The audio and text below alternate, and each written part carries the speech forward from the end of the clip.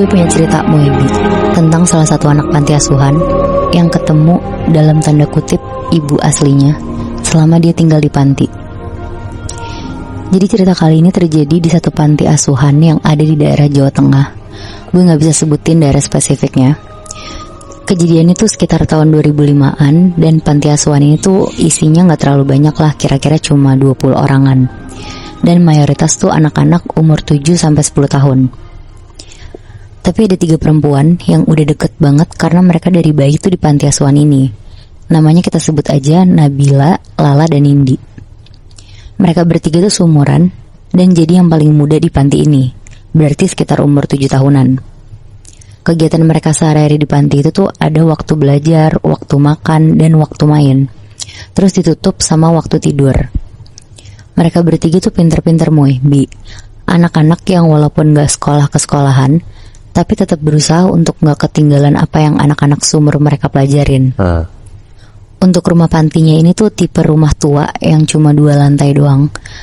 Tapi anak-anak yang paling kecil tuh semua tidur di lantai 1. Nah kebetulan Nabila, Lala, sama Nindi tuh sekamar bertiga. Jadi kenapa mereka bisa sekamar dan deket dari kecil tuh karena Nindi tuh dari mereka kecil selalu bisa ngelihat hal-hal yang gak bisa dilihat sama orang lain, Moebi. Kayak pernah waktu masih kecil, dia tuh nunjuk-nunjuk pohon yang ada di belakang rumah pantinya, terus bilang, "Ibu, ibu." Padahal ya gak ada siapa-siapa di situ. Dan satu pantinya pun kebetulan gak ada yang bisa atau ngerti hal-hal kayak gitu juga.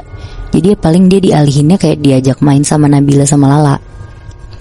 Kebetulan karena anak panti yang paling gak takutan dan pengen temenan sama Nindi tuh cuma Nabila sama Lala doang.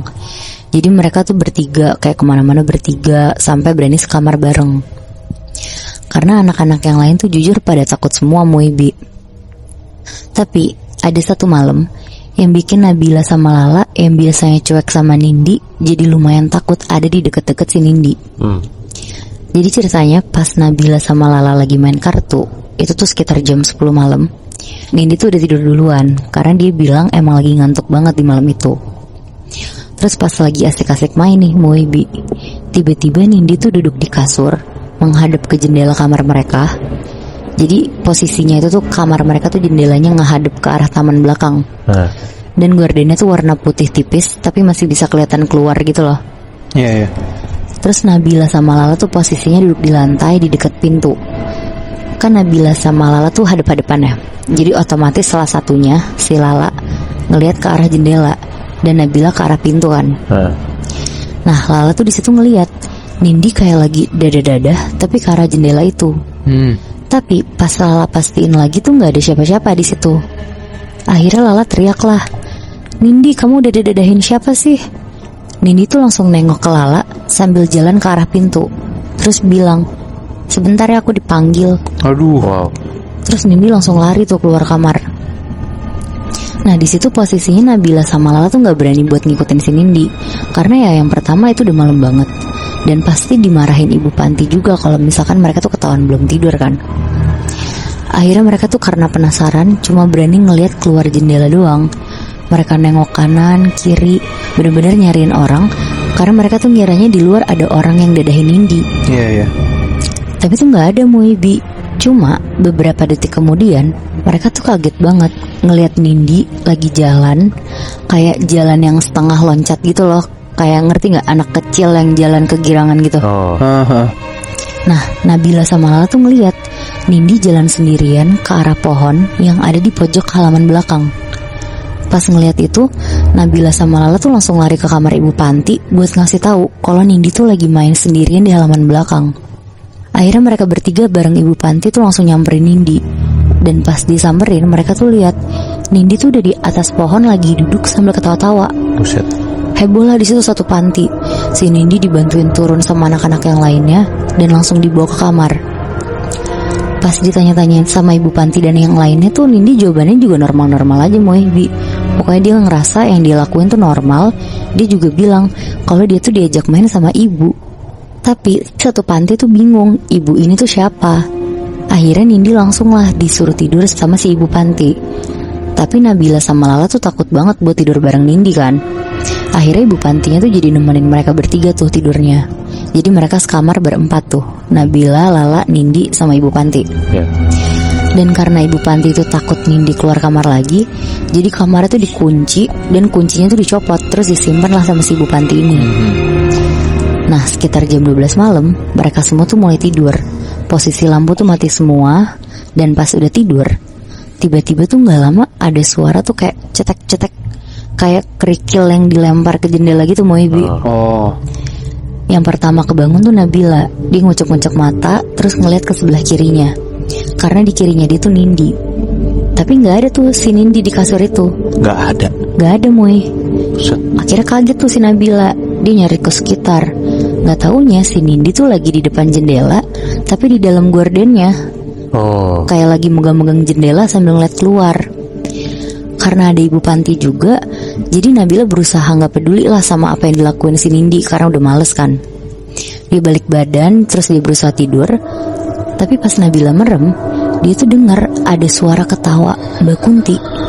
Suaranya tuh jauh banget kedengerannya. Terus karena si Nabila ini panik sama takut, dia berusaha lah untuk makin meremin lagi. Tapi gak lama dia tuh dengar si Nindi ini teriak, Ibu, jangan pergi, Ibu sini. Nah karena si Nabila gak kuat, akhirnya dibangunin lah si Ibu Panti sama si Lala. Pas dibangunin dan mereka berdua kebangun, pas buka mata mereka bertiga tuh ngeliat ada Mbak Kun lagi gendong Nindi sambil Nina boboin si Nindi. Wah anjir. Di dalam kamar? Di dalam kamar itu Moy. Aduh gue merinding banget. Fuck. Wah di situ langsung lah semuanya lari. Dan si Ibu Panti ini tuh masih berusaha nyari kunci yang disimpan di saku celananya dia. Karena nyarinya sambil panik, jatuh lah itu kunci ke kolong tempat tidur. Dengan posisi masih sama, Nindi tuh ngomong, ih jangan takut, ini tuh ibu aku. Anjir. Bu Panti tuh sambil ngambil kunci, berusaha buka pintunya dan keluar bareng lah sama si Nabila sama Lala. Di situ Nabila sama Lala jerit-jerit sambil nangis-nangis ke Ibu Panti, sampai satu panti tuh keluar dari kamar semua. Akhirnya karena suasana panti jadi gak kondusif, besok paginya tuh Ibu Panti langsung ngehubungin kerabatnya yang lumayan paham lah sama hal-hal yang tak kasat mata kayak gitu. Dan pas Nindi dipanggil dan dibacain, ternyata Mohibi, sosok Mbak Kun yang dipanggil ibu sama Nindi itu tuh beneran ibunya Nindi, yang udah meninggal 7 tahun lalu karena kecelakaan bareng Nindi pas Nindi masih bayi. Jadi Nindi tuh emang dititipin di situ sama orang yang nolongin ibunya Nindi, karena ibunya tuh meninggal di tempat lah satu keluarga kecuali Nindi. Akhirnya tapi setelah kejadian itu, Nindi tuh langsung ditutup mata batinnya, dan setelah itu tuh nggak pernah ada lagi tuh kejadian Nindi ngeliat hal-hal gaib lagi. Aduh kasihan sih. Gue ngebayangin jadi teman-teman si Nindi kayak akhirnya lo ngelihat sosok yang dilihat sama temen lo yang biasa kayak lo nggak pernah ngeliat gitu loh Bi. Bener. Kayak ada sosok Kunti depan mata lo, anjing gue ngeribet. Iya. Tapi maksud gue kasihannya tuh, ya gue nggak tahu apakah memang Nindi mau apa enggak ya untuk ngeliat itu, karena kan ya itu nyokapnya sendiri gitu loh. Maksud gue entah itu serem atau memang semua orang takut. Ya kita kan sebagai orang juga nggak tahu ya sebenarnya si anaknya itu mau nggak sih tetap ngelihat nyokapnya yang bentuknya kayak Kunti gitu.